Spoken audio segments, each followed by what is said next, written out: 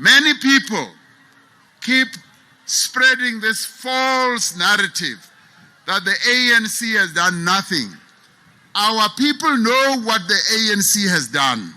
South Africa's 2024 elections may be one of the most important in the country's history. For the first time since 1994, South Africa's favourite party, the ANC, could fail to win a majority of the vote. The ANC is a broad church, but predicting who they might go into coalition with is difficult. In addition, a shock new party has appeared, threatening to change the political landscape. This is your guide to the elections, covering the key parties, big issues, and looking at those rumours of foreign interference and billionaire funding.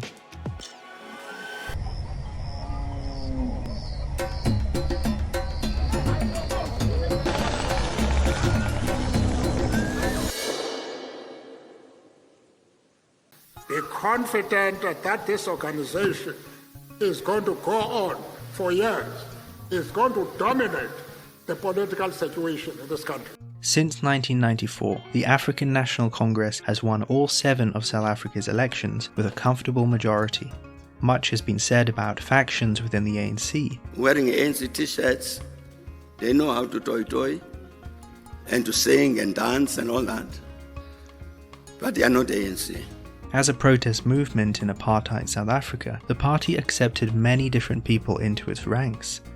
Under Thabo Mbeki, the party moved towards a neoliberal stance, alienating some on the left, but in 2008, a left-wing faction pushed Mbeki aside and Jacob Zuma was elected as president. In this regard, it is technically correct in the context of the South African political economy to talk of white monopoly capital. We'll look more at the legacy of Zuma's presidency later, but it's worth pointing out that the ANC's strength is also its weakness. It's a broad church with strong grassroots community networks. Divisions within the ANC are political and cultural, but also generational. 2 of the ANC's biggest challenges in 2024 are perceived as breakaway groups. Today, the party is led by Cyril Ramaphosa. Our people know what the ANC has done. Despite being deputy president under Zuma, in 2018 Ramaphosa had broader appeal across the South African electorate. But in 2024, he may be the first ANC president to fail to win a majority. This is the year we must remove the ANC from power.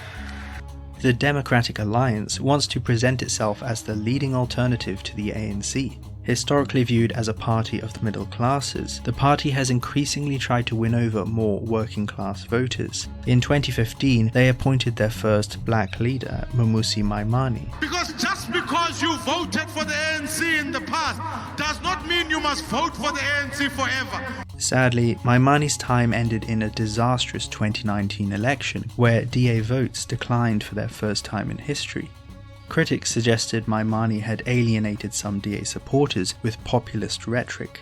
Others argued he was too conciliatory. He was not helped by politicians in his own party. Today, they are led by veteran politician John Steenhuisen. We accept the country's in a bad state, but we need to all pitch in now and fix it. The centrist opposition have a stronghold in the Western Cape. They are west-leaning in their foreign policy and promote a competitive economy and privatisation as part of the solution to South Africa's problems. Here we all are today, signing a historic and unprecedented agreement to rescue South Africa. Faced by the ANC and its breakaways, the DA has launched a multi-party alliance with other smaller parties to strengthen its opposition. I'm going to be president of this country, whether you like it or not. What chest pains would result? Racist chest pains. Expelled from the ANC for reportedly bringing the party into disrepute, Julius Malema founded the Economic Freedom Fighters, initially targeting South Africa's disenfranchised youth. Promising to combat white monopoly capital, Malema promises land and jobs to all red choreographed rallies. He is also an ardent Pan-Africanist. If you'd like to hear more about Malema's Pan-Africanism, you can watch our video.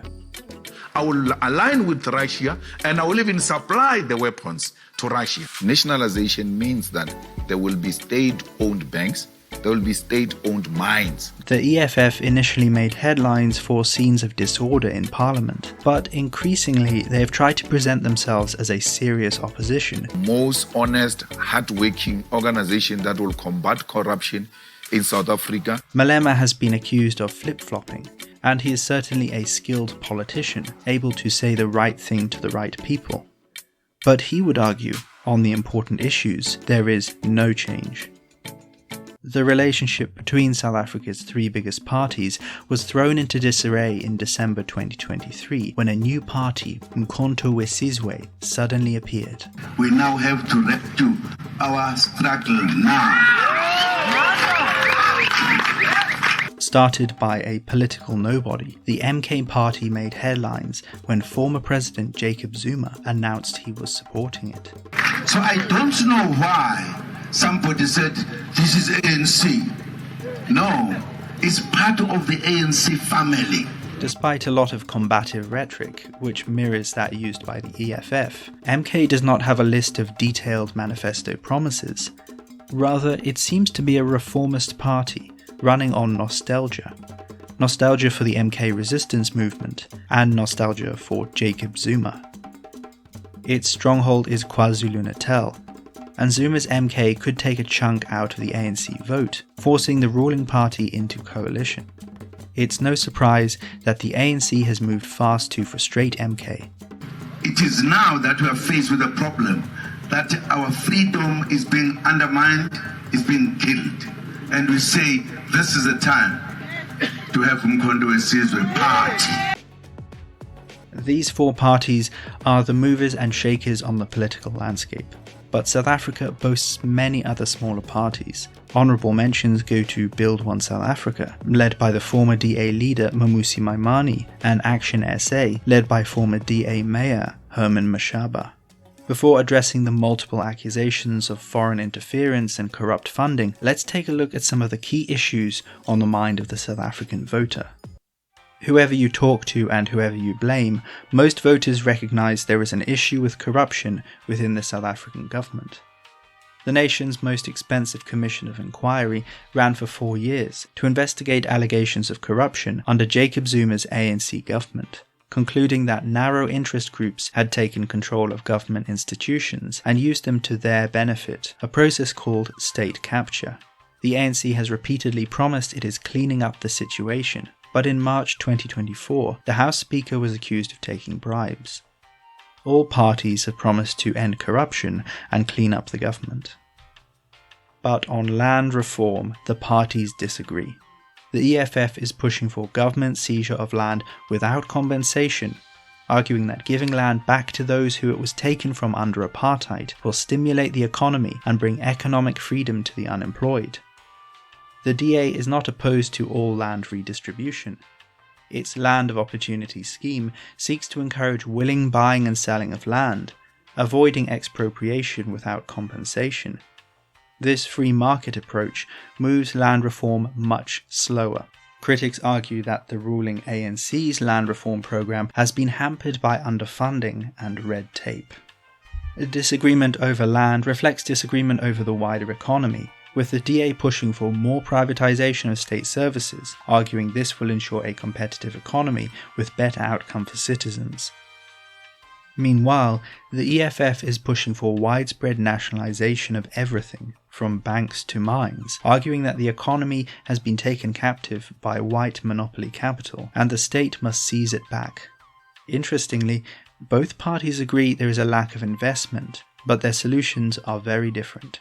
One issue that will not be solved in a single term is Loadshedding. Loadshedding has reached into their homes and switched off their power. Running blackouts are the result of long-term issues in the energy sector, and whichever party sows the seeds of change may not be around to reap the benefits.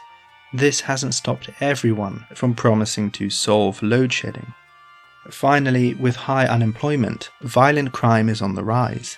Crime is a political issue, but it's also an issue in politics. When Jacob Zuma experienced a car collision in March 2024, foul play was immediately suspected, although this now appears to have been a drunk driver. Just months earlier, a local councillor was in front of his house in what his party called a politically motivated.